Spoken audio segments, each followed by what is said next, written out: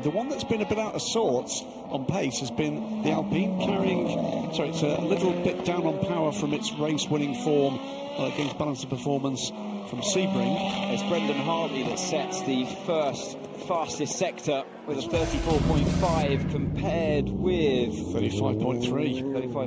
34.5 for the Glickenhaus. So yeah, it's Hartley and Pla almost identical times in the first sector, and with Kamui Kobayashi about a second off that. Oh, what happened to Kobayashi then? The first sector, you've only got effectively one corner at the source because if Eau Rouge is full throttle, that's a lot of lap time to be losing there. Maybe he had traffic or. When do you think the last time Felipe Nasser drove here was? Could have been Formula One? Formula One, perhaps, yeah. I guess.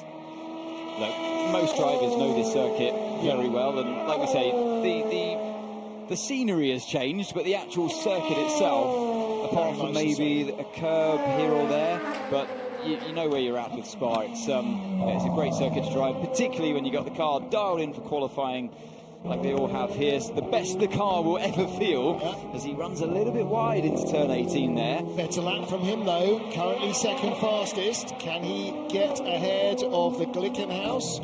It's a bit of oh, he goes second fastest again, but still on pole in LMP2. It was a poor middle sector from Brendan Hartley. That's not going to be good enough, it isn't. He goes only fourth. Now there was a Jota quite close behind him. So Jonathan Aberdeen, second fastest. Will Stevens now second fastest ahead of Jonathan Aberdeen. So Jota 1-2 ahead of into Europol.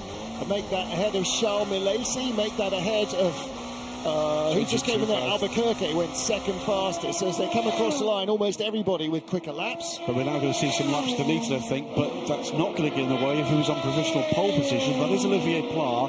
He's got 1.8 seconds over the real team by WRT 41, Norman Nato at the moment, and there's not been another representative time by any of the other three hypercars yet. So riding on board here with the 38 car, Will Stevens, we know that their plan at least was to do one flying lap, then box the next lap for another new set of tyres. Yep. Hartley and Kobayashi though, both with faster sector times than anybody else has produced. Kobayashi first and then Hartley quicker again by 100th. Yeah, 34.3 this time for Kamui Kobayashi in sector 1, so that's 2/10 quicker than Hartley managed before. Wrestling with the car is Hartley. The onboard shot here shows the man at work behind the wheel for turn 12. Brendan's going to get to the line first, and Kamui is going to be behind him and quicker as of now. Looks to me as if the Glickenhaus is going to end this lap fourth. They're projected to have identical times. Pla, as Vazevier goes through, that's 0.228 back. Delatraz goes to take provisional pole at the moment in LMP2, third quickest. We're waiting for those total times to come through. Freins goes to the top in P2.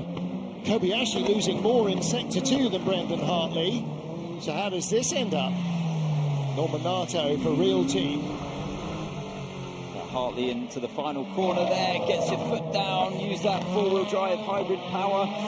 What's it going to be at the end? Whole car width. Third only. Whole car width tidier was Kamui Kobayashi in the final corner, and he goes just ahead of Brendan Hartley by 3/10. But does that with two purple sectors out of three and still only third. He's 3/10 off what Olivier Pla has managed to hang together for the 708 car. Still pole position.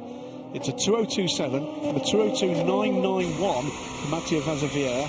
3 minutes to go. Then Kamui Kobayashi with a 2:03.0, 2:03.1 for Brendan Hartley. Robin Freins, Louis Delatraz, Norman Nato are the 1-2-3 in LMP2. You mentioned already, but car 28. Yeah, that was Jonathan Aberdeen. Track limits at turn 90, so exit of the final corner. That's an easy one to avoid. That's a little bit clumsy there to run wide. His second consecutive lap is lost to track limits. And they get even more harsh on you as a driver if you do it. Oh, there we go for some... Louis Delatraz bouncing the Prema car across the grass, across the gravel. He wishes it was grass. That was a hefty old whack as the car rejoined the circuit there.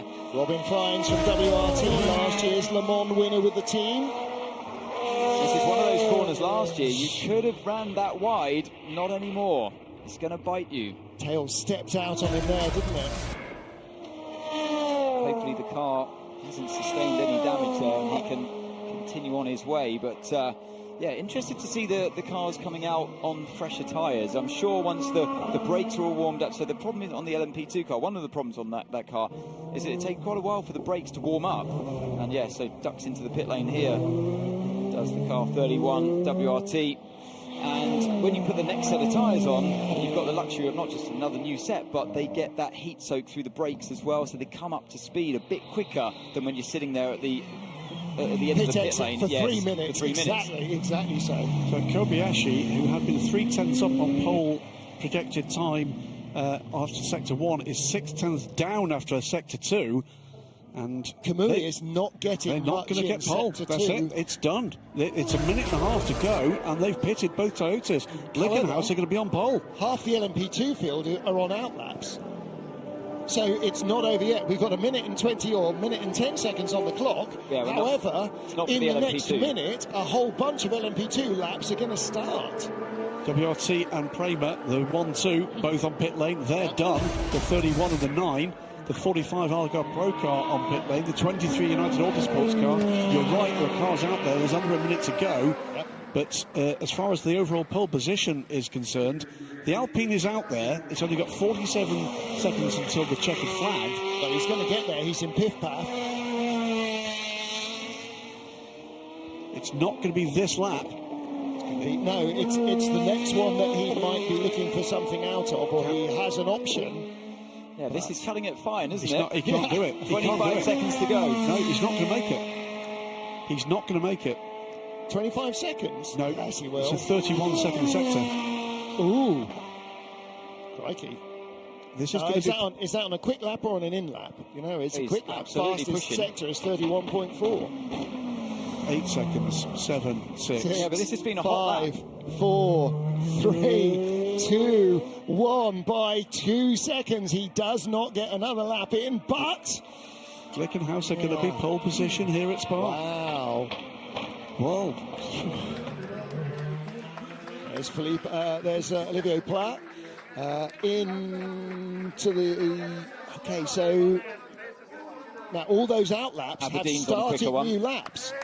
So, best first sector for Will Stevens, best first sector Felipe Albuquerque, best first sector Alessio Rovera, best first sector Charles Malaysi, best first sector Mathieu Lahey, best first sector Felipe Nasser, best first sector Nico Muller, best first sector Jonathan Abadon. Well, as we know, Martin, it's all about this second sector, and this is where Felipe Nasser is in now. But it's bearing out exactly what you said about having those hot tyres, not letting them cool down. This is going to be a faster run than their previous fast run. Half a second down in that second sector. Walton Aberdeen doing the car 28. Naz quick. Nico Muller's quick. Nico Muller quickest of the lot in the second sector, but has lost time. What about Alessio Rovera? What about Charles Malaysi? What about Felipe Albuquerque? What about Will Stevens? Albuquerque is quick. Yeah, and they're all personal. Stevens is very quick. Stevens is very quick here. So Nasser from 12th for Roger Penske goes 5th. Okay. So real teams, Norman Nato has taken the checker. Nasser, Aberdeen 4th. Oh, does he keep that lap? Was that clean from Jonathan Aberdeen? If it was, that's a great effort. Stevens just pips him. And here they come, flying across the lap. Ching, ching, ching, ching. All changed. Albuquerque goes second. Wow. Rivera goes to pole. Rivera grabs it. Pro-Am car on pole, Alessio Rovera. We saw the 83 car in pole-setting form with the other pro driver at Sebring, and Rivera has gone out of that, and he grabs the point for pole. Wow, that's very impressive. Stuff. That's a great lap. And WRT's Robin Fryings is no longer the pole sitter. That is how you make it work. So, Jim Glickenhaus not at one of his cars' races in WEC for the first time. Yep. And they've got pole. Yep, so Jim, you can never come... You must stay at the Nordschleife. Dear me, well, I'm sure... Well, if they get pole, if they have a great weekend in the qualifying race at the Nordschleife, he'll probably go with that. Yeah, they'll be dancing in the streets of Danbury, Connecticut, tonight. Are there streets in Danbury, Connecticut? Well, Is But you there know what? Danbury? The way that the BOP works in this category, in the hypercar category, in theory, you have to have the likes of the Glickenhaus and the Alpine outperforming the Toyota on a single lap. Yeah. Because the Toyota has the advantage, being a hybrid, it can do more laps during the race than the others can before you pit for fuel. They've done this by doing two things and doing both well. They went quickly and they didn't make mistakes, the Glickenhaus, whereas the Toyotas did. They certainly did not have clean laps. There was some oddness in some of those middle sectors. But this lap here from Rovera, that was very impressive, isn't it? To top such, I think, the most competitive LMP2 field we've ever had in WEC. And he made that look pretty effortless at the end. Takes it, by the way, by 45 thousandths of a second from Robin Freins. And let's just remind everybody listening and watching this afternoon, this is the team that next year will be operating the Ferrari Hypercar. Yeah. I wonder how quick Freins would have been without that mistake. Yeah. I wanted to see the end of that lap, and I'm sure he did as well. Yeah. Maybe that little error was the costly mistake that would have secured him pole position. And but what a race we got shaping up. AF Corse and WRT and LMP2 ahead of United Autosports and Prema, ahead of Real Team and Jota and Penske and New Boys Vector Sport, 9th in the class. You know, I think that's impressive. But Olivier Pla taking pole position, and as you said, Glickenhaus and Alpine both need to run away from Toyota, who'll go longer on fuel. Pippo Durrani joining the Glickenhaus team here in Spa and watching on as Olivier Pla set that fantastic lap. I'm really happy. I think it's a fantastic achievement for Glickenhaus Racing. So much dream and effort put into this project, and to be able to put it on pole, I think it's fantastic. I think Olivier deserves it, the team deserves it, and it's a long race ahead tomorrow. We have a lot to learn, we have a lot to improve, but it's a special day for the team. Well done, thank you. Thank you.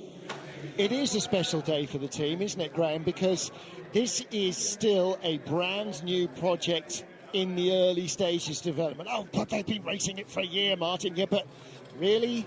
For a year? How much experience are Toyota bringing to the party in Hypercar? You know, that's the difference, isn't it? This is a racing fairy tale, is what it is. It's fantastic. This is someone investing in passion, doing it properly with real talent, not just behind the wheel, but behind the engineering of this. And they've put it on pole position at one of the most demanding circuits on anybody's calendar.